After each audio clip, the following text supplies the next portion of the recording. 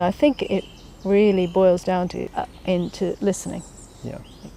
Listening to your partner and listening to yourself. Yeah. But I'm also really struck by how difficult that is, and especially for men, and possibly for men over 50 who've been, their patterns of behavior have got very deeply ingrained. So to shift that is really not easy.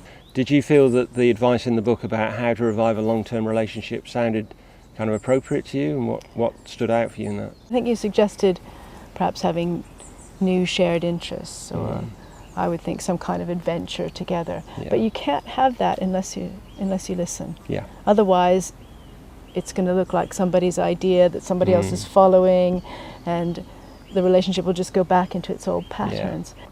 I think there's something that men do when presented with something is, oh, how can I do that then? Yeah. How can I make that happen? Yeah. How can I fix that? Yeah. Oh God, is it my fault? In a way, I think for a man that's probably quite helpful, is to see it as a task. You know, it's Yeah. quite a subtle one, but make it a project is one of my bits of advice to men about relationships. Yeah. And I know that tends to horrify women. I think what really touched me was that I don't actually understand men. And I think there's a thing that happens in relationships, in more mature relationships, where people think they know each other. Yeah. How would women benefit by reading this book about men beyond 50, do you think? I think they just gain a greater understanding and compassion for the men they're with. And maybe it'd be good for them to try some of these things as well. Men need to take on more feminine qualities, but also women need to take on some of the masculine qualities, or, structure, which is what I'm hearing you say. Yes, that's right. Yeah, I feel like this book is written very much from a man's point of view, and I'm not sure I've ever read a book that's so much written from a man's point of view. One of the things that's quite striking is that this age group is now a high-risk group for affairs. It's interesting because affairs are such like a kind of emotional, physical explosion. Yeah. In the midst of an affair, as you said, nobody's going to think, let me consult this book and see what kind of affair I'm having. But in the wake of one, or maybe in the recovery, it would be really and just useful. possibly on the brink of one. Yeah. I agree, it's hard to reach people, but it still seems important or to at try. the point when you realise that it's got to be shared. Yes. Yeah.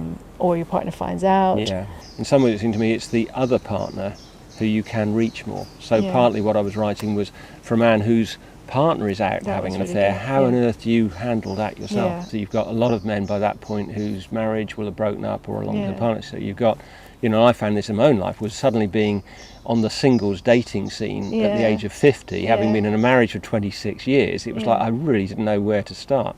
I think what really strikes me is the need for real partnership, for a partner who isn't just going to look after the kids, but actually to be a partner and to go through the issues of later life together. And actually what you need for that is real intimacy, spiritual, emotional, physical intimacy. But it does require a real courage to be vulnerable in men to get to that intimacy. It does. So how to kind of honour that, to honour masculinity as a woman, and not to pressure men into, come on, show me your feelings.